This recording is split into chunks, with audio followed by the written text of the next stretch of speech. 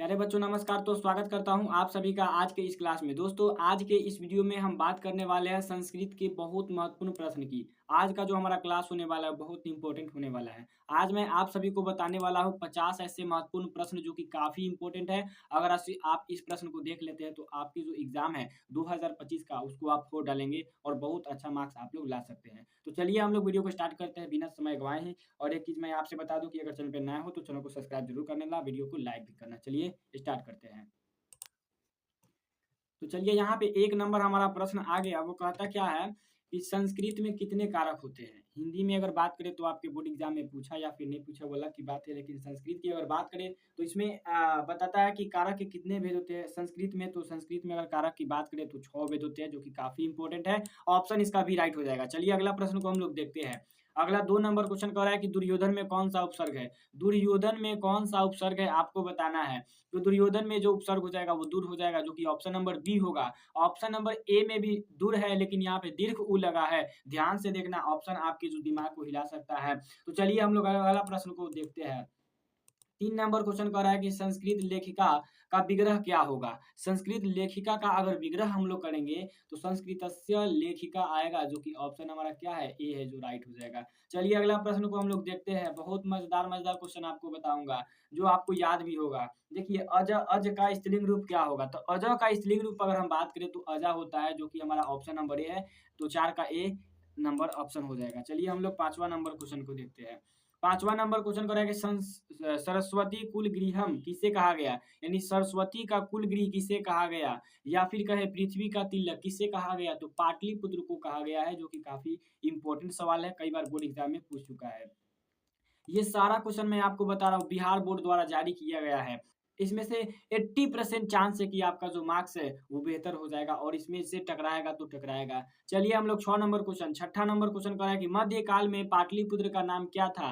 तो मध्यकाल की बात करें तो पाटलिपुत्र का नाम पटना उसी बेर से यानी मध्यकाल से क्या होने लगा। अगर बात करें कि बुध काल में, तो बुध काल में पटना का जो नाम था वो क्या था, पाटलीग्राम था। चलिए अगला प्रश्न को हम लोग देखते हैं। यहाँ पे 7 नंबर क्वेश्चन कर रहा है कि विजयांका का कौन सा सदी चल रहा है। विजयांका जो है उसकी सदी की बात करें तो 18वीं सदी चल रहा है। वो चंद्रादित्य की क्या थी, पत्नी थी, जो कि हमारा right answer option number A हो जाएगा। 8 नंबर क्वेश्चन चलिए देखिए। 8 नंबर क्वेश्चन कर रहा है कि पटना किस शब्द से बना है। तो पटना की अगर बात करें तो वो पतन शब्द से बना है, पटना पतन से बना है। पाटलिग्राम बुध काल में इसका नाम था, पुष्पपुर भी बुध काल में इसका नाम था। पुष्पपुर क्यों पड़ा, क्योंकि वहां पे फूल बहुत होता था, तो फूलों का नगर को हम लोग पुष्पपुर कहते हैं।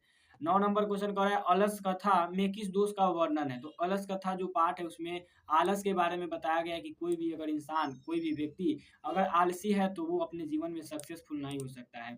चलिए 10 नंबर क्वेश्चन यहाँ पे कह रहा है कि असल में आलसियों की संख्या कितनी थी। असल में अगर आलसियों की बात करें तो संख्या 4 गो था। जो चारों था वो अंदर ही रहकर बातचीत कर रहा था और आग को देख करके वो नहीं भाग रहा था। चलिए यहाँ पे 11 नंबर क्वेश्चन कह रहा है कि दर्शन शास्त्र में किसका रुचि था। तो दर्शन शास्त्र में अगर बात करें तो मैत्रेयी का बहुत रुचि था। यज्ञ वाले की जो पत्नी मैत्रेयी है, आत्म तत्वों की शिक्षा भी मैत्रेयी को दिया था। किसने, तो यज्ञ वाले ने।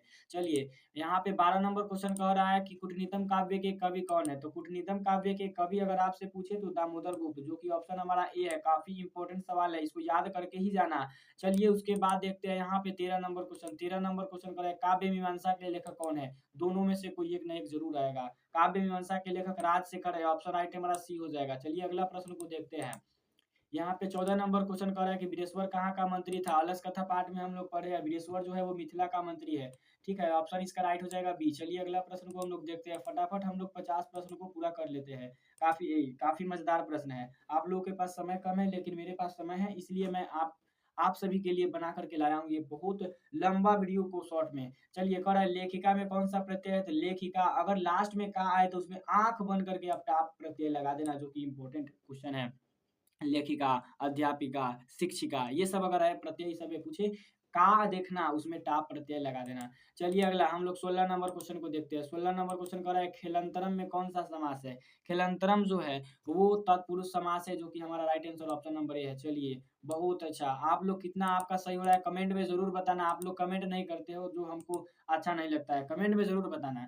फिर कह रहा है पृथक का बोध करने के लिए किस कारक का चिन्ह होता है। पृथक यानी अलगाव का बोध करने के लिए बताइए तो किस चीज का उपयोग करते हैं हम लोग। इस कारक का, तो अपादान कारक का, अपादान से ये अपादान बिछराव के लिए होता है। चलिए अगला हम क्वेश्चन को देखते हैं। 18 नंबर क्वेश्चन यहाँ पे कह रहा है क्या विद्यालय में कौन सा संधि है? तो विद्या, विधा चुरालय, आ रहा है, दीर्घ संधि है, जो कि हमारा right answer option number A हो जाएगा। चलिए उसके बाद अगला प्रश्न को देखते हैं। 19 नंबर क्वेश्चन कह रहा है किसमें विग्रह होता है? तो आप लोग पढ़े हैं कि संधि में विग्रह होता है या फिर समास में या शब्द में। तो समास जो होता है उसमें विग्रह होता है, जो कि काफी इंपॉर्टेंट सवाल है। ऑप्शन इसका ए राइट हो जाएगा। चलिए हम लोग 20 नंबर क्वेश्चन को देखते हैं। 20 नंबर यहाँ पे क्वेश्चन कह रहा है शिष्य वेद आरंभ कहाँ करते हैं? शिष्य जो है अपना वेद आरंभ कहाँ करते हैं? तो गुरु के घर में ही वेद आरंभ करते हैं। चलिए अगला प्रश्न को देखते हैं। 21 नंबर क्वेश्चन जो कि काफी शानदार है और काफी इंपॉर्टेंट है। भिखन टोला देखने कौन आया था? तो भिखन टोला जो थे वो शिक्षक देखने आया था। किसके? भिखन टोला किसके गांव का नाम है? तो राम प्रवेश राम के गांव का नाम है। फिर कह रहा है यहाँ पे निष्काम में कौन सा उपसर्ग है? निष्काम में हमको उपसर्ग बताना है, तो इसमें निस हो जाएगा। अब यहाँ पे देखो मूर्धन्य स है तो यहाँ पर भी मूर्धन्य स हो जाएगा निष्काम में। यहाँ लेकिन ऑप्शन में नहीं है, तो इसलिए हम लिख सकते हैं कि इनमें से कोई नहीं होगा, जो कि हमारा right answer option number D हो जाएगा। चलिए अगला प्रश्न हम लोग देखते हैं। अगला प्रश्न यहाँ पे कह रहा है कि स्वामी दयानंद का परिवार किसका उपासक था? तो स्वामी दयानंद की अगर बात करें तो आप लोग बहुत शानदार तरीका से, आसानी तरीका से बोल सकते हैं कि स्वामी दयानंद का जो परिवार था वो शिव उपासक था, यानी शिव का उपासक था, जो कि हमारा ऑप्शन नंबर ये राइट है। चलिए अगला प्रश्न को हम लोग देखते हैं। अगला प्रश्न को हम लोग आसानी से देखते हैं। चलिए यहाँ पे फिर हम लोग आते हैं। 24 नंबर क्वेश्चन यहाँ पे आ गया कि योग दर्शन के प्रवर्तक कौन है? तो योग दर्शन के अगर आपसे प्रवर्तन पूछे तो आप आसानी तरीके से बता दीजिएगा कि योग दर्शन के जो प्रवर्तक है वो पतंजलि है। चलिए अगला प्रश्न को देखते हैं। अगला यहाँ पे प्रश्न कर रहा है मूल शंकर को विरजानंद का दर्शन कहाँ हुआ था? मूल शंकर को अपने गुरु विरजानंद की जो दर्शन हुआ था वो मथुरा में हुआ था, जो कि ऑप्शन है इसका राइट हो जाएगा, ऑप्शन नंबर ए। चलिए अगला प्रश्न को हम लोग देखते हैं। अगला यहाँ पे प्रश्न आ गया एशिया महादेश का सबसे लंबा पुल कौन है? पुल रहे या फिर सेतु रहे तो आप लोग उसमें दिक्कत यानी आप लोगों को नहीं होनी चाहिए। तो चलिए हम लोग इसका देखते हैं राइट आंसर फटाफट। इसका right answer option number A हो जाएगा, गांधी सेतु, जो कि एशिया का सबसे बड़ा सेतु है। इस प्रश्न को हम 2 से 3 बार आप लोगों को बता दिए। बहुत इंपॉर्टेंट है, बहुत इंपॉर्टेंट है। तो चलिए हम लोग अगला प्रश्न को देखते हैं। अगला प्रश्न यहाँ पे 27 नंबर क्वेश्चन कह रहा है कि कौन लोभ से प्रभावित हुआ? तो पथिक जो था वो बाघ के जाल में फंस गया और उस मारकर उसको क्या कर दिया गया? खा गया बाघ के द्वारा। तो पथिक जो है लोभ से प्रभावित हो गया, लालच से प्रभावित हो गया। चलिए अगला प्रश्न यहाँ पे आया कौमुदी महोत्सव कहाँ मनाया जाता था? तो कौमुदी महोत्सव जो है पटना में मनाया जाता था। किस काल में? तो शरद काल में मनाया जाता था। काफी इंपॉर्टेंट है। चलिए अगला प्रश्न यहाँ पे कह रहा है करमवीर कौन था? करमवीर जो था राम प्रवेश राम था। इन्हीं के गाँव में भिखन टोला शिक्षक आए थे घूमने और इससे बहुत संतुष्ट हुए, किससे? राम प्रवेश राम से। चलिए फिर कह रहा है मैथिल कोकिल के नाम से कौन जाने जाते हैं? तो विद्यापति की बात करें तो मैथिल कोकिल यानी मैथिली कवि के नाम से जाने जाते हैं विद्यापति। चलिए 31 नंबर हमारा क्वेश्चन आ गया, जो कि काफी इंपॉर्टेंट है। तो यहाँ पे 31 नंबर क्वेश्चन कर रहा है बड़े नेत्रों वाली कौन थी? तो सीता जो थी वो बड़े नेत्रों वाली थी, विशाल नेत्रों वाली थी, जिससे रामचंद्र जो है वो क्या कर रहे हैं? गंगा नदी को दिखा रहे हैं चित्रकूट पर्वत के सामने। चलिए 32 नंबर क्वेश्चन बहती हुई नदियां कहाँ जाके मिलती है? तो बहती हुई जो नदियां होती है वो समुन्द्र में जाकर के मिलती है, और ये काफी इंपॉर्टेंट सवाल है आप लोगों के लिए। चलिए यहाँ पे 33 नंबर क्वेश्चन कह रहा है कि सर्व शुक्ला सरस्वती किसने कहा? तो सर्व शुक्ला सरस्वती दांडी ने कहा था। किसे कहा था? तब आप लोग बता देना कि विजयंका को कहा था। चलिए अगला प्रश्न को देखते हैं। अगला 34 नंबर क्वेश्चन आर्य समाज का स्थापना कब हुआ? आर्य समाज का स्थापना 1875 ईस्वी में मुंबई में हुआ था, और आर्य समाज की स्थापना स्वामी दयानंद सरस्वती किया था। चलिए अगला प्रश्न को देखते हैं। 35 नंबर क्वेश्चन कर रहा है कुल की रक्षा किससे होती है? तो कुल की रक्षा जो होता है धन से नहीं होता है, काम से भी नहीं होता है, वो अच्छा अच्छा आचरण से होता है, आपके व्यवहार से होता है कुल की रक्षा। चलिए 36 नंबर क्वेश्चन कह रहा है कि समाज की गाड़ी कैसे चलती है? तो समाज की गाड़ी जो होती है वो पुरुष से भी चलती है और नारी से भी चलती है। इसका right answer option number C हो जाएगा। चलिए 37 नंबर क्वेश्चन यहाँ पे आ गया, कहता है कि प्रभाव शब्द में उपसर्ग जो किसी शब्द के आगे लगे, तो इसमें हम लोग देखेंगे तो प्र जो है शब्द वो आगे है। इसका right answer option number A हो जाएगा। चलिए यहाँ पे 38 नंबर क्वेश्चन कह रहा है कि नीति श्लोका पाठ के लेखक कौन है? तो नीति श्लोका पाठ के लेखक जो है विदुर नीति है। ऑप्शन इसका राइट ऑप्शन नंबर ए हो जाएगा। चलिए उसके बाद 39 नंबर क्वेश्चन यहाँ पे आ गया हमारा सूर्यपुत्र कौन था? तो कर्ण जो था वो सूर्यपुत्र था। इसको कुंती पुत्र भी कहा जाता है। कुंती का भी पुत्र कौन था? कर्ण था। और शक्र जो था वो कर्ण से कवच और कुंडल दोनों को छीन लिया। किसने? तो शक्र ने कर्ण से। चलिए 40 नंबर क्वेश्चन कर रहा है मंगलम पाठ में कितने मंत्र है? तो मंगलम पाठ में जो 5 गो मंत्र है, लेकिन अगर आपसे उपनिषद पूछे तो मंगलम पाठ में उपनिषद 4 गो है। चलिए अगला प्रश्न को देखते हैं।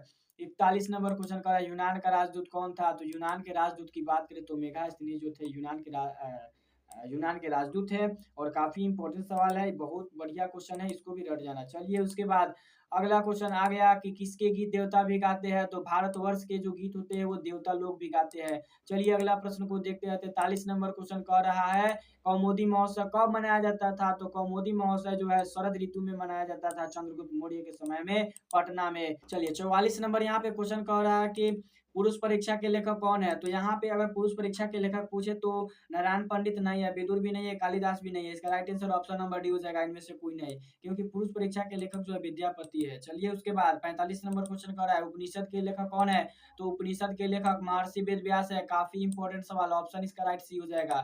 चलिए उसके बाद 46 नंबर क्वेश्चन कह रहा है क्या कि बिना के योग में कौन सी विभक्ति होती है? तो बिना के योग में विभक्ति की बात करें तो तीसरा विभक्ति होती है, ऑप्शन इसका सी हो जाएगा राइट। चलिए उसके बाद 47 नंबर क्वेश्चन कह रहा है कि मुनि लोग किसकी उपासना करते हैं? तो मुनि लोग जो होते हैं सूर्य की उपासना करते हैं अपने दोनों भुजा को ऊपर करके। चलिए उसके बाद अगला 48 नंबर क्वेश्चन कहता है कि शैशव संस्कार कितने होते हैं? शैशव संस्कार की बात करें तो वो 6 होता है। चलिए अगला प्रश्न यहाँ पे 49 नंबर क्वेश्चन कहता है कि स्त्री का रक्षक कौन होता है? तो स्त्री का रक्षक इसका राइट आंसर ऑप्शन नंबर हो जाएगा पति। चलिए उसके बाद अगला प्रश्न यहाँ पे 50 नंबर क्वेश्चन अच्युत राय कहाँ के राजा था? तो अच्युत राय विजयनगर के राजा था, जो कि काफी इंपॉर्टेंट है। तो आप सबने 50 क्वेश्चन अभी 10 मिनट के अंदर में आप लोगों ने क्या किया, 50 क्वेश्चन को कंप्लीट किया और मैं उम्मीद करता हूं कि आपके एग्जाम में ऐसा प्रश्न जो है काफी देखने को मिलेगा। तो मैं आशा करता हूं कि आपको समझ में बहुत बेहतर तरीका से आया है। अगर अभी भी वीडियो को लाइक नहीं किया हो तो वीडियो को लाइक करो, चैनल पे नए हो तो चैनल को सब्सक्राइब जरूर करो और अपने दोस्तों के पास भी शेयर करना। तो चलिए मिलेंगे अगले वीडियो में, तब तक के लिए जय हिंद, जय भारत।